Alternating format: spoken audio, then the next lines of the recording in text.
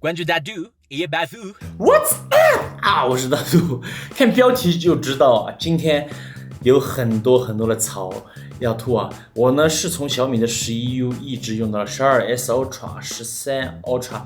今天我在视频里面提到的一些东西啊，都是真心的希望小米能够改进的哈。如果可以的话，我希望14 Ultra 把这些改进了以后，那我相信我的下一台主力机肯定会是14 Ultra。第一，这台机器体验到底怎么样？首先，我还是想肯定一下小米在这个系统外观设计上做出的努力啊。它今年的这个整体的高端的感觉啊，确实拿捏的，我觉得要比11U 的那个时代要好很多了。然后呢，是在12SU 的那个比较好的基础上精进到了现在，我觉得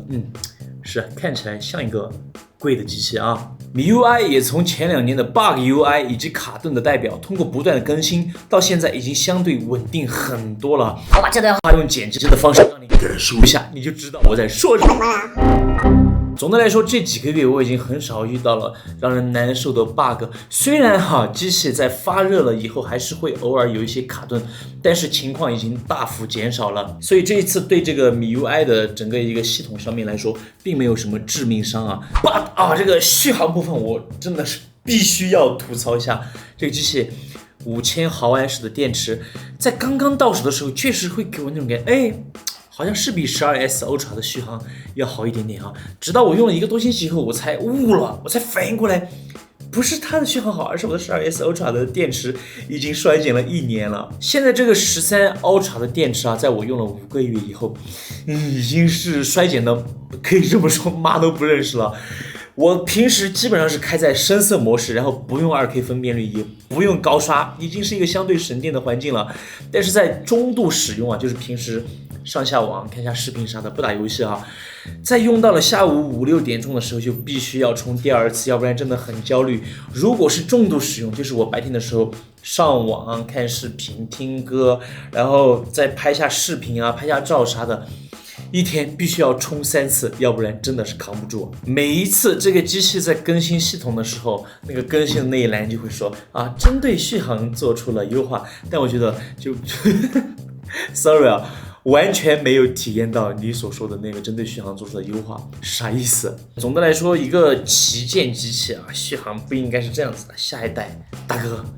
优化一下吧。设计部分外观上面我觉得很成功啊，一眼就能让人觉得哇，这个机器肯定有点贵吧，这一点对小米来说很难得，并且机器是我最喜欢的白色，会弱化一点摄像头部分凸起的坡度。但是手感嘛，确实为了这个顶级的影像妥协了太多了，导致它握在手里面是不均匀的，重心放在裤兜里面，裤子稍微紧一点就会很明显。但这个其实是一个共性的问题，因为今年的几乎所有的影像旗舰啊，绝对都不是什么轻巧型的哈，所以呢，这个槽点它是有，但是不能吐啊，要不然就真的有一点鸡蛋里挑骨头的感觉了。第二，拍照到底如何？我作为一个本来就热爱街头摄影的巨匠啊，小米的4个焦段的摄像头在拍照部分，绝大多数时候我是真的很满意的。但是注意啊，我说的是绝大多数。主摄不用多说，上次12S Ultra 的时候我就领教过了，也确实用它拍了很多能够取悦我自己的照片。我经常会给朋友说这个是日相机拍的，大多数人都会被我骗到，就这一点说明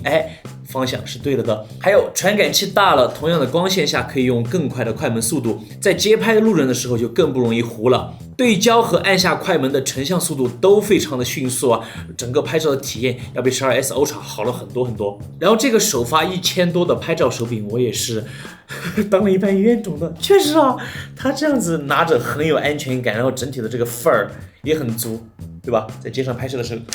不过因为手机的大小要比相机横截面大了很多，放在一起看还是会觉得手机太长了，不协调。而且这个壳子1000块钱啊，大哥们就我这个，我专门为了街拍买的这一枚小巧的35 2.8的小镜头啊，才800块钱，这个东西1000啊。这壳子对于我来说最大的作用就是可以把它拆开，我的右手握着手机，左手把手柄放在包里面去偷偷的按快门，在街上这样拍还挺神不知鬼不觉的，不至于被路人发现。但总体来说，我觉得这个壳子真的有一点贵了，除非它卖499。然后说回1英寸的底，它还有一个我超级喜欢的功能，就是在专业模式下可以有14比特的 Ultra RAW 格式的图片。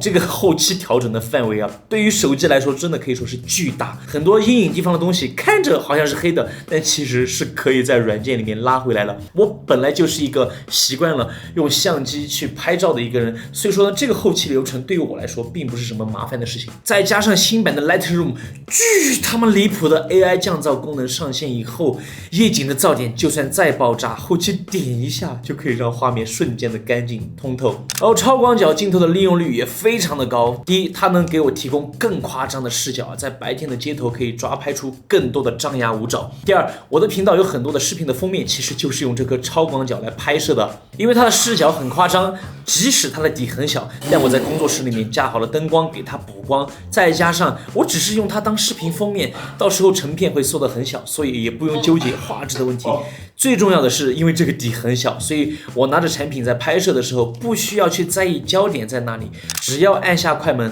那人和产品都是清晰的。所以每当我要拍封面的时候，首选其实就是它。第三，这个超广角的微距很强大，几乎可以贴着被摄物体。就比如说我工作室的这个长毛的吸音地毯，用这颗微距镜头就可以清清楚楚的看见还卡在长毛里面的各种难打扫的垃圾。两个内容能够拍到的内容大部分都是相互覆盖的。实际用下来，这两颗镜头确实在日常拍摄中会拍出很多长焦压缩的相机感，但是仅仅限于光线好的时候。阳光下的画质作为手机，夸张点说是前无古人啊，实际点说是确实牛逼。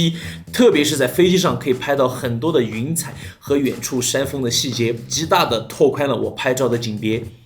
光线一旦按下来，画质劣化的就会很快。3.2倍的镜头传感器会比5倍大一点，所以光线按的时候5倍我就直接放弃不用的，将就用3.2倍来裁切一下也行。但其实晚上的时候，我个人觉得这两个长焦镜头啊，只能算是有用，但绝对算不上是好用。其实我绝大部分在晚上拍摄的时候，还是用这颗1英寸的主摄去保证最好的画质。实在是需要拍的稍微远一点，我再把主摄无损裁切到2倍来使用。所以呢，其实我更希望小米啊，把这个3.2和5倍的镜头的搭配稍微改动一下。就比如说你给我一个3.2倍，然后另外一个是10倍的，像三星那样子的光学变焦镜头，那我会觉得，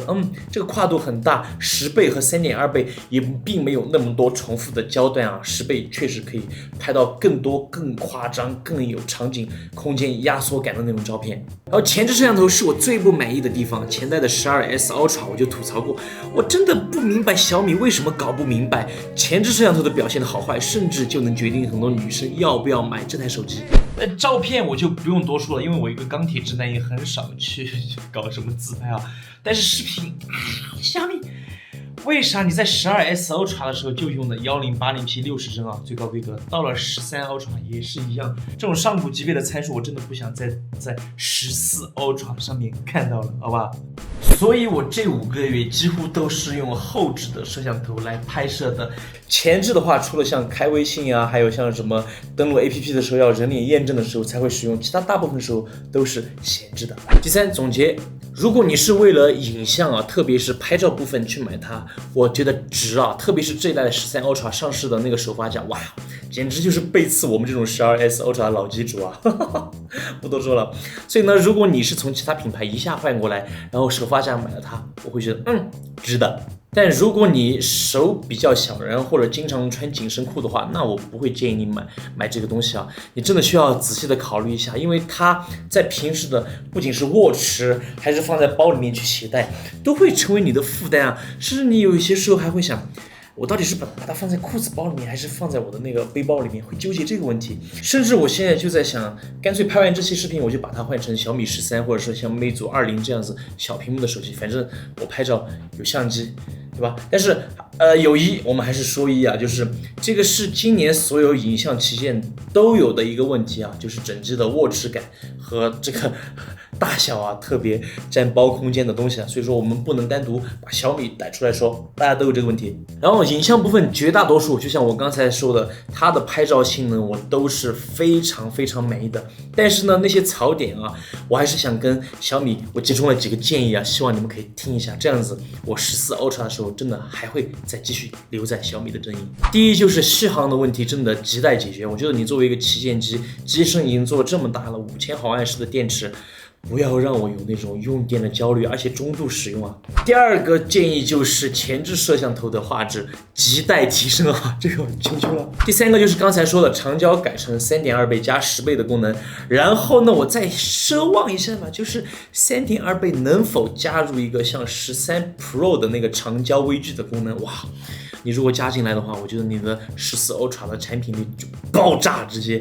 然后第四个建议并不是给14 Ultra 的，而是给小米14普通版的。我就是说，如果小米在14的时候能够继续坚持推出小屏旗舰，但是啊，在影像部分，你给14一个1英寸的主摄，以及一个3.2倍或者是5倍的长焦就可以了，不要给我多的镜头，2个镜头就行了。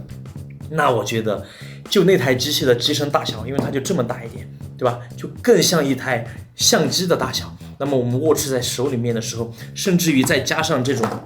手柄配件的时候，它会更像一个相机，而且也更没有这么大的那种侵略性啊。那台机器可能会有类似像理光 GR3 系列的那种现象级别的销量啊。3年前理光 GR3 上市，当时好像是4899块钱，但现在你去买还需要花6000块钱左右才可以买到，足以说明人们对这种小尺寸、便携，而且拍照性能很好的影像设备是真的有这个需求的，好吧？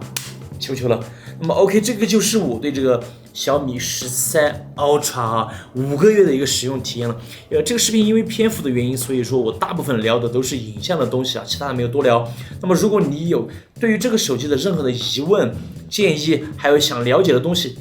都欢迎你在弹幕评论或者私信我，好吧？每一条我都会去回复的。如果你们想看更多好玩、好笑、骚气的科技数码视频，请一定记得要关注大度一夜暴富 ，peace。